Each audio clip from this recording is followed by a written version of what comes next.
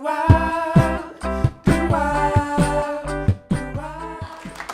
may remember him from playing with Hart or Death to Smoochie.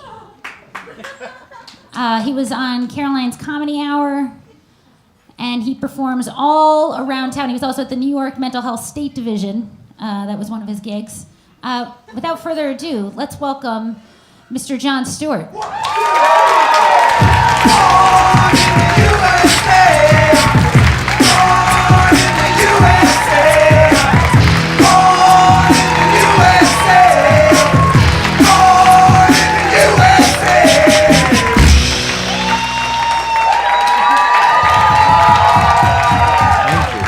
How are you? I'm doing better now that you're here. Very nice.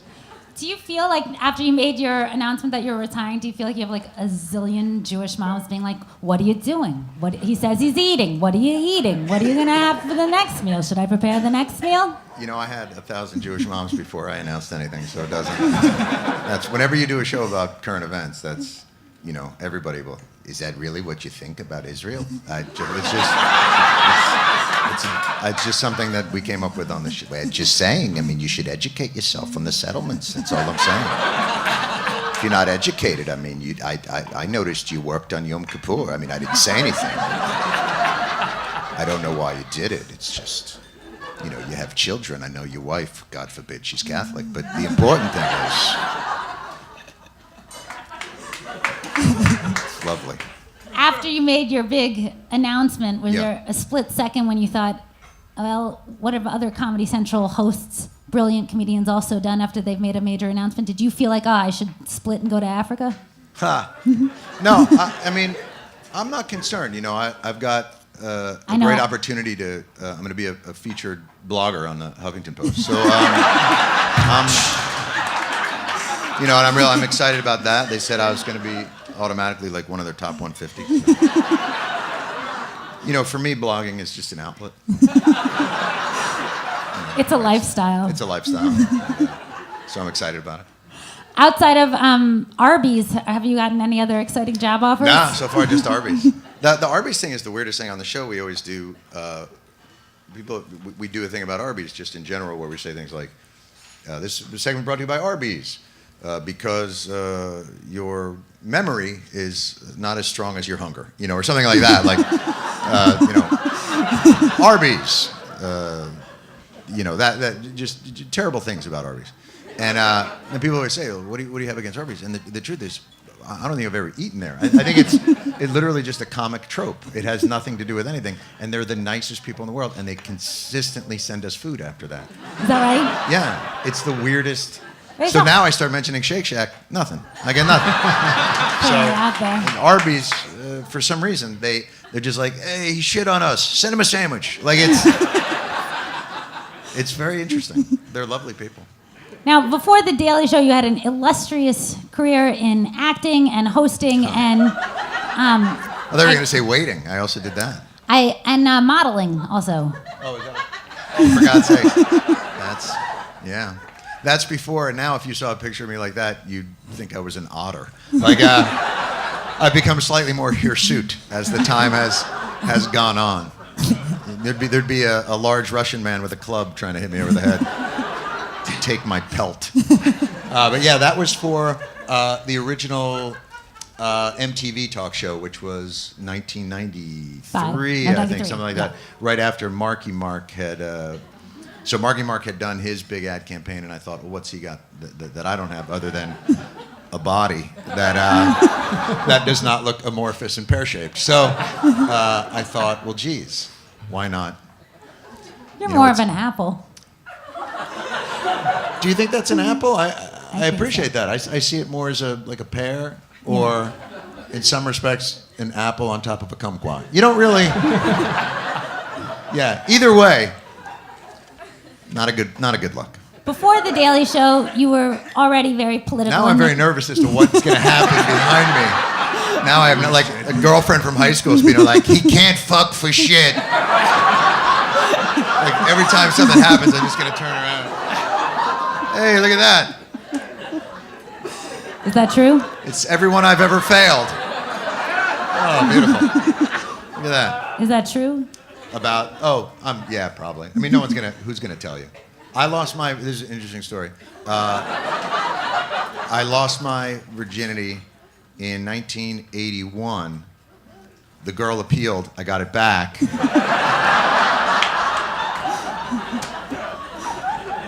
No wonder you date Catholic. Didn't lose it again until 83, so. To the same song. Dun, dun, dun, dun, dun, dun, dun, dun, dun,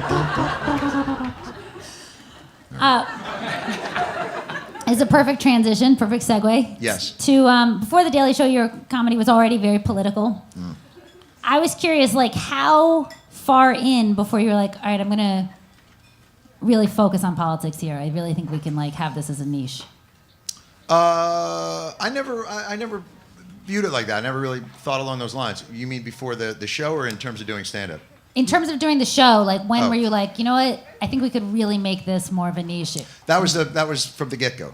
Okay. That was the first thing that I wanted to try and do, was sort of shift the focus of it slightly towards more of the political systems and cable television and cable news and that sort of thing. It was just at the advent of those networks and things, and they'd just become a more potent force in the dialogue and in sort of generating the news cycle. It used to be, and it's still an interesting exercise to do, read the front page of the New York Times and then watch what the cable news organizations are talking about. And it's as though they're in two completely separate worlds. So it was looking at what the more traditional newspapers had found relevant versus what this news cycle, that's sole purpose was to, these new networks, they are geared to catastrophe, to a 9/11.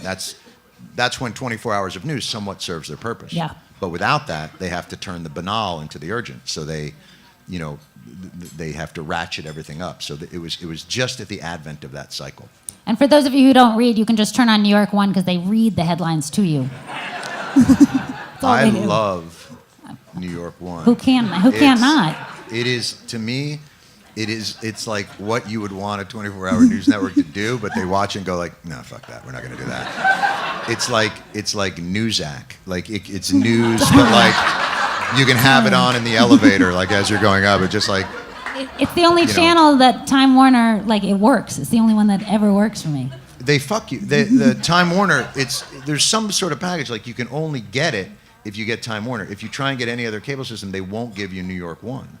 I think it's the way that they hold you. I think Pat Kiernan has like a special deal with them. I'm just kidding. Pat Kiernan could have a special deal. Could. My favorite is the lady who does the kids stuff. Who she like has to go to a puppet show and then come back and tell you about it.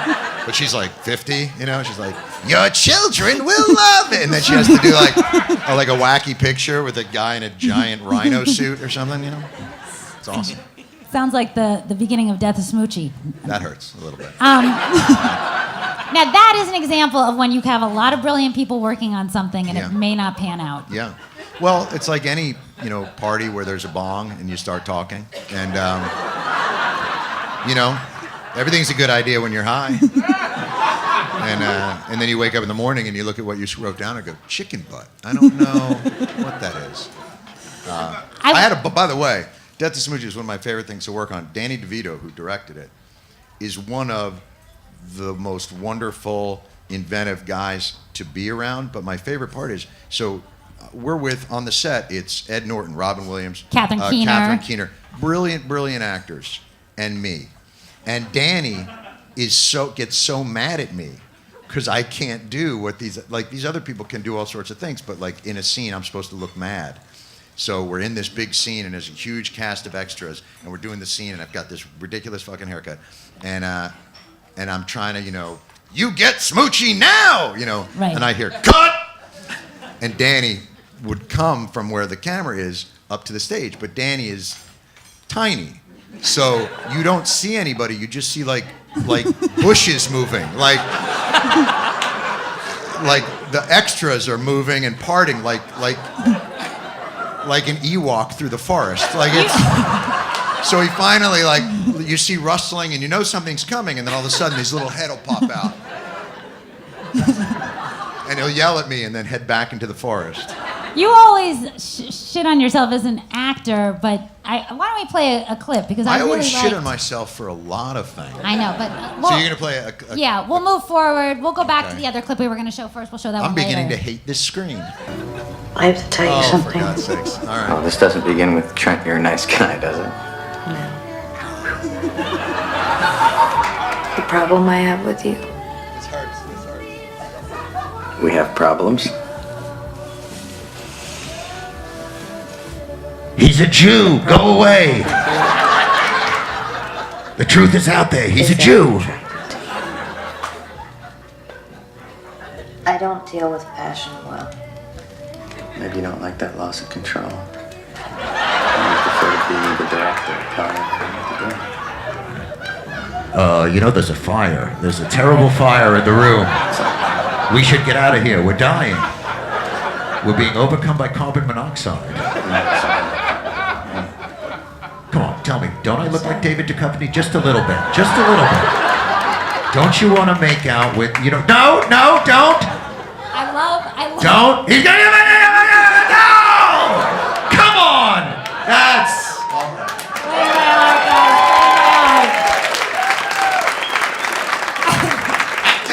I remember that in high school when boys would take your chin under the. Yeah.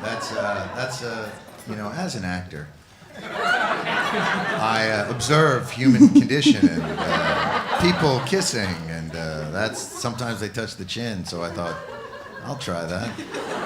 What was it like then when you were directing actors who you thought were phenomenal? And I'm Yeah. speaking directly about Rosewater. What was it like to direct actors that were phenomenal? Yeah, because I feel like it gave me a tremendous amount of How sympathy did- for the people who had to direct me. okay. You know, it's what's anytime you can create something, and the people that you need to fill out these specific positions elevate that material in ways that are surprising or interesting. It's very gratifying for you, because you may write something a certain way, or you may envision it a certain way, but they bring a certain inspiration to it, or from a different direction that you would not have realized. So that's the beauty of the collaboration, of the collaborative process. But you depend on that. And I think whenever I was acting, I never felt like I was able to give that to the director or to the writer. And so whenever I was in those positions, I felt, you know, that it's perfunctory. No one likes to be in a job where you know the other people who are working there, like when they're done, they just go. Do you know what I mean? And it's not that it's terrible, but it's not. You can't elevate it. But it's very rare that comedians can cross over into acting because it's the inverse skill. That's I feel correct. like. That's correct. And so what I could do is, you know, in terms of acting, be myself, but like 10% madder or 10% happier. You know, I don't have that gear. I don't know how to do it so well. So I used to say, you know, no matter how many movies I would have been in or any of that, I'd never be an actor, because there is a very specific quality and craft to it that I don't have the language for, or the facility for. And that's not a self-deprecation or a shitting. That's what I like to call a cold, hard observation. But you give a good headshot. We have one of your early headshots. Oh God, I thought you said you give a good hand job. I was like, That I don't know. The evening's young. okay, so my mother's friend. My mother had a friend whose son was a photographer. And he said, he'll do your headshots. It'll be nothing. You give him $100 and he'll do it. Just don't expect the top of your head to be in the picture. So that was, that I was probably 23 maybe in that, and still working the Jufro. It looks good. It looks good. Yeah. Did acting at all influence when you were directing? Out of all seriousness. No. Okay. What influenced me when I was directing was the process of doing The Daily Show, much more than it is the acting process, because again, it's about the collaboration. It's about understanding, you know. Doing the show taught me this kind of the process of clarity of vision, but sort of flexibility of process. So know your intention, know where you're wanting to go with the scene, with the way that you want it to go, the momentum shifts, the emphasis, where you want it to be, but then be flexible enough to. One of the great things about the show is it's disposable in the sense that you're going incredibly fast. So you have to never be precious with the material. You can't claim ownership over ideas and things. You have to learn to read and react very quickly. And that served me, I thought, well on the set, to be able to see a scene that I had designed very meticulously with writing, see it come alive with really good actors, and know that it's not working. And be able to say, okay, fuck this, let's throw that out and try the next iteration of it. And where are you feeling it? Where, tuning yourself to everybody else's ear. Let's show a clip of Rosewater for those of you who have not seen it yet. This is, again, Gillian Anderson in a prison in Iran. Oh, what if they were all Gillian Anderson?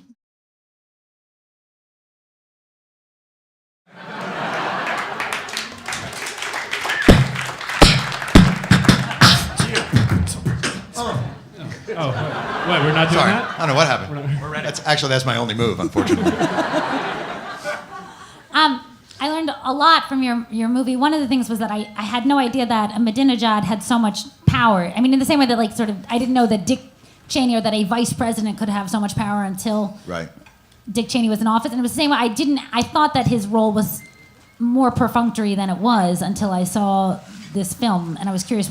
Well, I don't think he has. I mean, the power in Iran does still lie with the supreme leader, but I think part of the challenge. Ahmadinejad was the candidate that the supreme leader had chosen, so he had power, but it could be removed and stripped at any point. It was just that the other candidate, the opposition candidate, Rouhani, who we call a moderate in the film and a reformer, but within the context of the Iranian regime. I mean, he was a guy that came up through Ayatollah Khomeini. So, Rouhani was the candidate that the supreme leader did not want. And so Ahmadinejad's power, and also his power came through sort of the Revolutionary Guard, which is, the group that he controls more of. Maziar got, I think, 16 years. Each year it increases in terms of his sentence. Yeah, he has Maziar Bahari, who is the journalist in the film, received a sentence in absentia. And he gets them added, and then he also got 24 lashes or something like that. Yeah, I think 74 lashes. 74 lashes. And 16 years, and I think that's 74 lashes. Did you get any lashes? No, I didn't. I don't think I got lashes, but they did produce a 60 Minutes style news piece on me in Iran that ran on Iranian state television, which explains that I'm a CIA and a Mossad agent that was working with, and I actually sent that to my mother and said, how can a Mossad agent hate Israel? I work for their intelligence service. But you must get a lot of death threats at the Daily Show and places like this. I was like, how do you know when to take them seriously? How do you suss when they those spell out? my name without an H. Usually the death threats that come in with the H, you can pretty much are assured like, oh, he's going to have a hard time finding the place. But when they come in without the H, then you know, like, oh, we should hand that to security. Because this is pre 9/11, but I went to school in D.C. and we got 2 weeks off of school because we get bomb threats and stuff. Yeah. I mean, we thought it was great at the time, but Yeah. Any school that can get a bomb day, sure, you can get excited about that. I know when I was a kid, I used to stay up late and say to my parents, "Do you think we'll have a bomb day tomorrow?" You know. Okay. And then obviously they'd say like, "Well, it's actually a delayed opening because we're just going to search, and you'd be in at 10." Seeing Maziar in Exile, I was curious how the movies changed his life. How the movie Yeah. has? He's much more arrogant. Is that true? He does a lot of this now in cafes. Don't you know who I am? And then he shows them the cover of the movie, and they're like, "I'm sorry, nobody saw that." And then take it back and put it back in his pocket. No, he's. One of the most amazing things about Maziar is his ability to, in some ways, I think he and I bonded over this idea of being repressive spirits. He is able to compartmentalize his experience to the point where it was embarrassing. He was with us very often on the set when we were filming. In Jordan. And I got in Jordan, and I got very comfortable saying to him, so when the interrogator would be over you and he would have his knees, so he would hit you like this, and Mazio, mostly he'd get his ring on my head, and oh, okay, and we'd position it around, and then I would think to myself, like, I'm an asshole, I can't believe I just asked him that. But that stuff didn't really affect him. The family scenes were the ones that he couldn't watch or couldn't be around. But he came and sat through the movie after I did my rough edit, and then he's seen it in the big theaters and things like that. For him, I think he views it as a process of catharsis, and I think he thinks he's done a lot of work with political prisoners and people that have been held in solitary or made to sign forced confessions, and he believes that the ones who have, for whatever reason, chosen not to be vocal about their experience suffer more greatly, and that he, I think, has used this process and the process of writing his memoir as a way of catharsis and a way of moving through it. It was beautiful to see. The only other movie I had seen about an Iranian exile was actually The Shah's Wife. There's a movie about her. Did you see that one? No, I didn't see The Shah's Wife. It's a really nice life that she has in exile. Was it a documentary or is it a Yeah, fiction? it's a documentary, Right. and she's got like a 3-floor apartment in Paris, and then she's in Potomac, Maryland. I think she Yeah. does like Pilates with Queen Noor. I mean, it seems... Yeah. Dictators are not stupid. Like whenever they leave with $200 billion. Like they don't leave. It's not like they walk out and they're like, Navin Johnson from The Jerk. Like, I'll just take this chair. That's all I need. Like, they leave with a lot of money. She claimed $50 million, but... Yeah. You could have said, okay, I want to direct my first film, and I'm going to do and write my first film, and I'm going to do Hot Tub Time Machine 2. I could have. Well, not now. But I mean, you did something really unexpected by taking on such a serious drama. Yeah, I didn't know this other opportunity was there. I I immersed myself in this ridiculous Iranian political drama when everybody knows my real love is quantum physics and hot tubs. So, that hurts. I'm not going to lie to you. Wish I had talked to you earlier. Do you think you'll do more serious dramas? Did you enjoy I don't doing know them? if Mazio's going to get arrested again. I mean, so much of it depends on how ballsy he gets. I was wondering how ballsy you were going to get. In terms of? Doing more films. I wasn't actually asking. don't know. Is that like, because I haven't seen this show, is like that how we end this thing? Is that like, all right, Stewart, put it on the table. What? All right. Dance. Yeah, I mean, I would like to. I have a lot of ideas. I mean, I think partially that's why I decided to move on from the show. I think I got to a certain point where I thought, well, you shouldn't stay somewhere just because you can. And I still get that rush. One of the things about the show that's really nice. First of all, you know a lot of the people up there. So it's an incredibly collaborative environment, and it's a very whenever you're doing 160 shows a year, you're not going to be there in full spirit and mind every time. But what's really nice is that we're not all on the same cycle, if that sounds too weird. You guys don't all get your period. We don't all get our periods on the same day. So, on those days where like I'm having a tough time chewing through a certain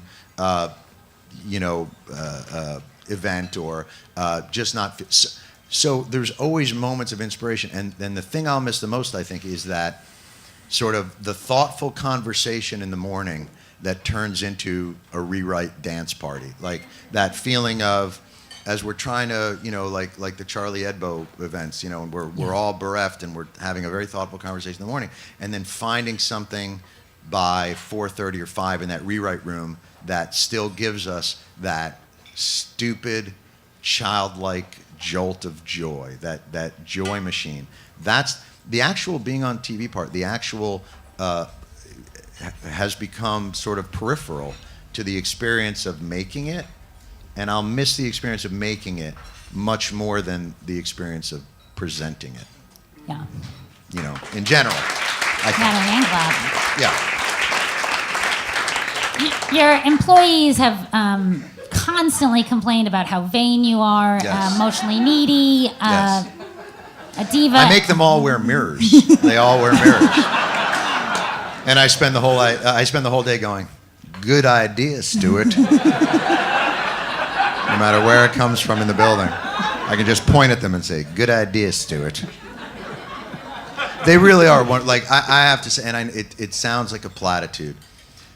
You know, when you can find people that are that have that kind of talent and creativity, but also that type of humanity, like you know them, they're good fucking people and a pleasure to be around. And in creative environments, oftentimes you don't get that. Too many people use creativity and art as an excuse to be an asshole, and somehow they allow that idea that I'm a fragile artist whose creative process necessarily means I must degrade others or be narcissistic. They're not like that. But that humility comes from the top. I mean, there are very few shows with bosses who are so good at being leaders in all three ways. Meaning, in front of the camera, you are clearly your own voice, Right. and behind the camera, you happen to be a phenomenal mentor to these people, whether you'll take credit for it or not. And then the third way, you're a good dad. But it's a group. I was gonna see now, like my kids are gonna come up behind me. No. He hits us.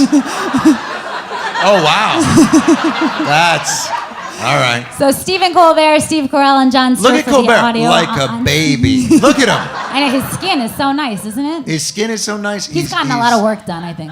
Yeah, no, he's slicked down like a baby. Were you conscious of mentoring people when you were there, or that need to? No, I mean I don't think it's. Is it not something people are?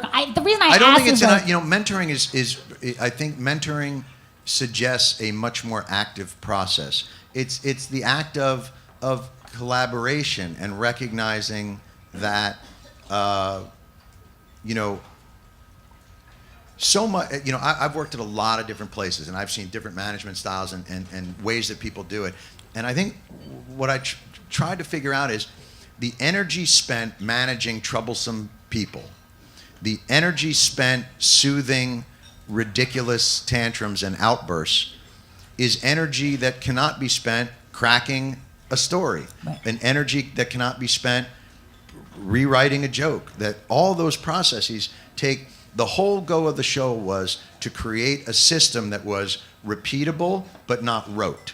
Because we have to synthesize so much material every day. So you need to have a system that's redundant but not soul crushing. So the idea was, can we build a machine that still has room for inspiration and oxygen but can get people home without breaking their spirit? And that's a collaboration and that's a group effort, and that can't be done from one person at the top. Like everyone has to kind of decide the strength of this will be in that belief, as opposed to a sense that like an organization of, everybody's reading The Art of War. Right. And like, I would hold a silver Right. cup because you're holding a plastic cup. That There's shows enough- I'm the dominant chimp. there's enough love to go around. There's and enough- and the point is to make it as funny as possible. That's right. Because success isn't finite. And the thing that bothers me the most in this business, and it's the only business that I really know because you didn't see it as much in when I was waiting tables or catering. Or collecting mosquitoes. Or collecting mosquitoes, is that someone else's success diminishes yours. That's a bullshit idea. The idea, I always looked at it, and that baby will agree. That really was the first dissent from the audience. See, that it's one of those things. Success isn't finite. Goo goo gaga. Wah? Wah. In my world, there's really two breasts, and if someone is on them, I get nothing. So, in some respects, success is finite. But I think the metaphor is this: that there's enough boobs to go around. I was just gonna say milk. Milk. And that, the guys in the business that I've always thought like, wow, what a fucking waste that they've been overtaken by acidity and bitterness, is based on that idea that they're always looking externally and never internally. And so the general idea I always had was, like, if somebody succeeds, like, man, that's good. That helps us all. It allows for heterogeneity, and I really hate as a female when they'll only look for like the one. I'm talking female. about men. I should have qualified that I'm merely. Oh, I'm sorry. Go ahead. I think you're right. I think you're right. You had no idea what I was going to say. By the way, and that's something, but you bring up a good point. You know,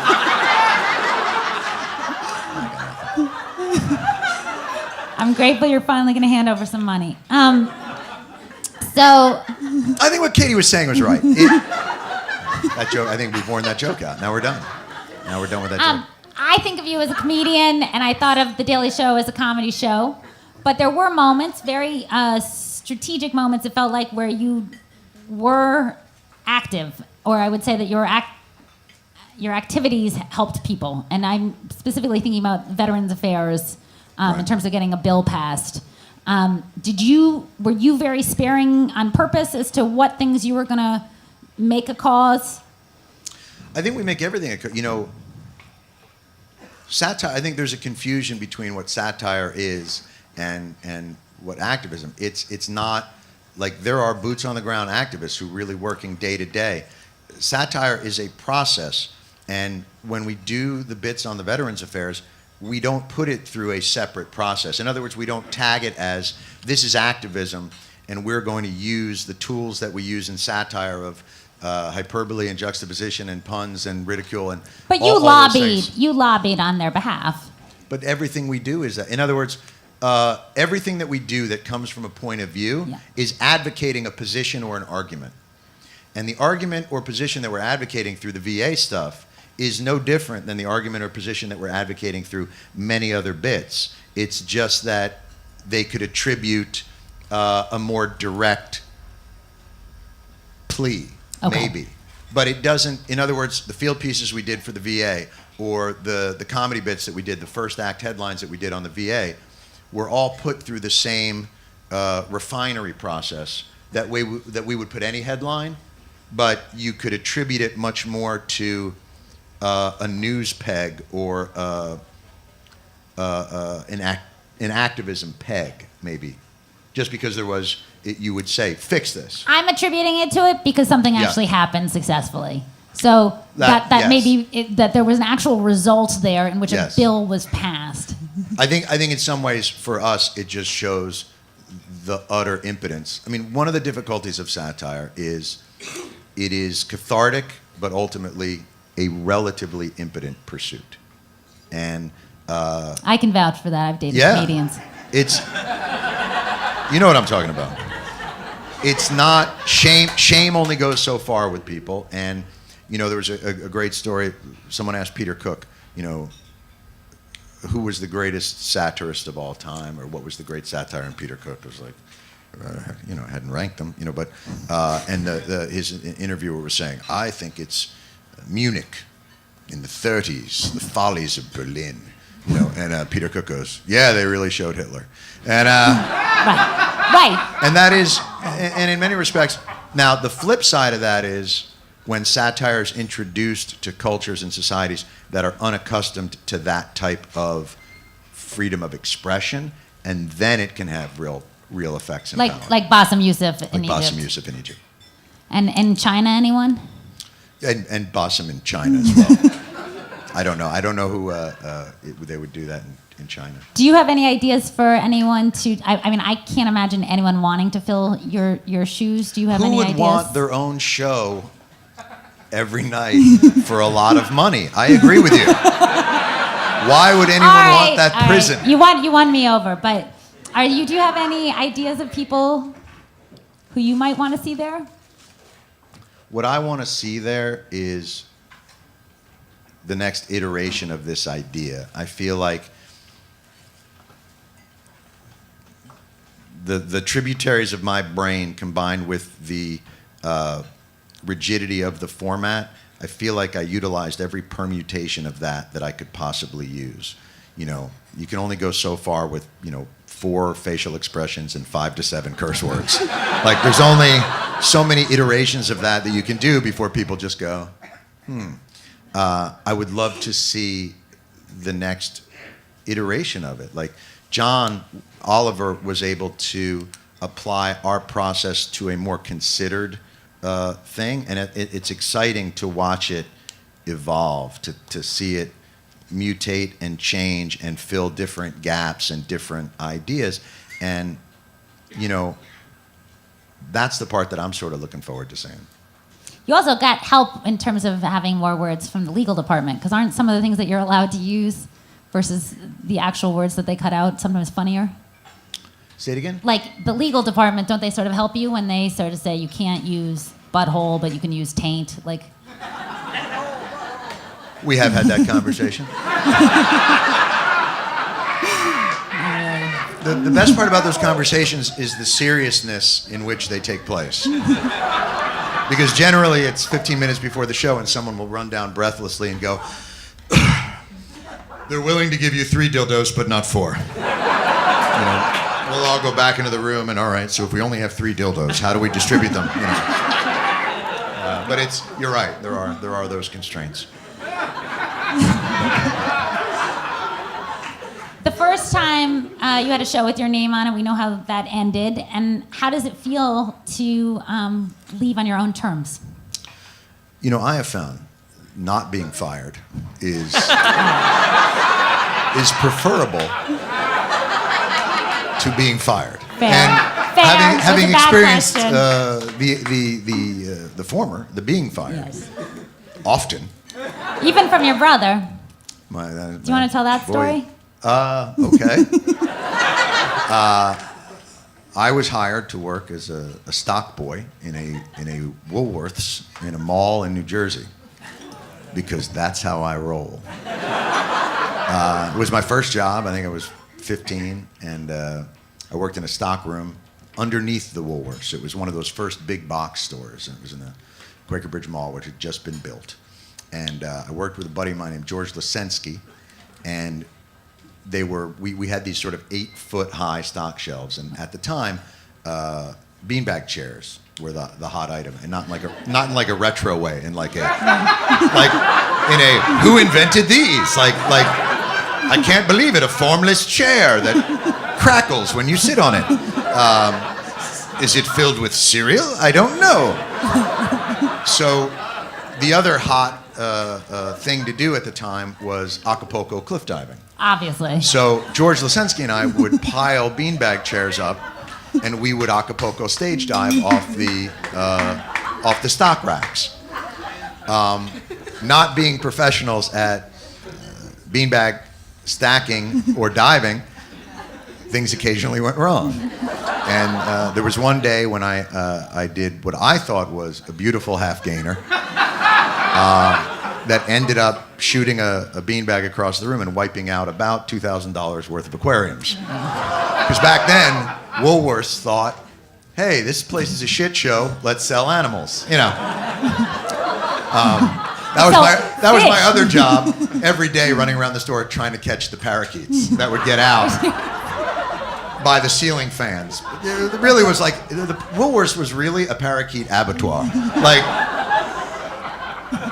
But beyond that, so I wrecked all these aquariums. But luckily, I also, as the stock boy, had the key to the incinerator. So I opened the incinerator, and I'm yelling at George to sweep it up and they'd throw it in there. And I'm throwing it in there and yelling at George, and I turn back, and it's not George. It's the manager of the Woolworths, who happened to be, at the time, my brother. And so he had to fire me from my first job, and it was that strange experience of being fired and humiliated at work and coming home in shame and sitting down at the dinner table and going, oh my God, it's still you. So, good times. I know a lot of people are very sad to see you retire, although I know you're going to be doing many wonderful things I mean, after. I'm not retiring. I'm just, you know, it's not like I'm not putting on the black socks and heading down to Boca. It's, Okay, good. I was, because it felt like, I was like, whoa, he's really trying to milk this for as many, like, you know, retirement parties as possible. No. There's no retirement. It's literally just, I needed more flexibility. I got maybe 4 or 5 more years with the kids before they really don't want anything to do with me. Yeah. And I'm just not there. You know, you can't go 9 to 9 for 16 years and think, you know, you're going to be able to tell them to not smoke pot. Like, you can't just show up at 9 p.m. and be like, don't get high. All right, good night, sweetie. Like, you know, you gotta. I just need more flexibility. But believe me, I feel like I'm going to work maybe more. I'll just be able to do it more like nearer to them, you know, Yeah. on some level. In New Jersey. You don't have to You know, cross that bridge you don't need to anymore. say it like that. Okay. You really made it sound like, yes, in the basement of Woolworths. Enjoy your retirement, stock boy. But no, I mean, that's obviously it's not the only consideration, but it's an important one. And then You're gonna do more stand-up? love to do more stand-up. You know, that's how I started, and that's what I would love to. Unleavened go was back your down the road. Unleavened was your first stand-up special, Yes. On and so the HBO. next one will be gluten-free. Nice. Well, kids got celiac, so why not? Is that true? Yeah. My son has celiac. So does my wife. So it's like one of those things that people go like gluten free, and it's kind of funny, but like, but they really do have like An actual. an actual disease. Yeah. So and with him, it was freaky because it was, you know, It's a disease. It's a disease, but we didn't know that's what it was, so we just thought like he was dying. Like it, you know, it affected him in ways that are really awful, vomit wise. I don't want to bring the room down. Everybody's like, And are you lactose intolerant, or? I'm a Jew. Yeah. I got to tell you, the worst part about being like the host of the day and the whole thing is like, so I'm the big man at work, right? I walk in and all the interns are there, you know, they're working in the little mini kitchen, you know, and I have to walk in like the big man. So I just go by to make my coffee and I'm like, where's my Lactaid? Because you want to come in there, you want to hammer, like, feel like, you know, the big man, and they're like, really, Lactaid? All right, old man, there you go. Here's your Lactaid and your truss. Have a good day. Well, I wanted to get you some things before you head out of the Daily Show. Thank you. We got a couple things here. This Sure, is a folder. a COBRA form for health insurance. You know, for Oh, your God. health insurance. Are you in human resources? All right. I auditioned to be on the Daily Show in 2008. I got a suit for the, you know, you got to dress for the job you want. So if you could just invoice that Holy to Comedy shit. Central, I know. Boy, you really wanted a good job. I really did. Nanette Lepore is All right. expensive. Yeah, if you could send that to them. And we got a bathrobe for you if you want to just like sit at home Sure. for a little bit. Thank you.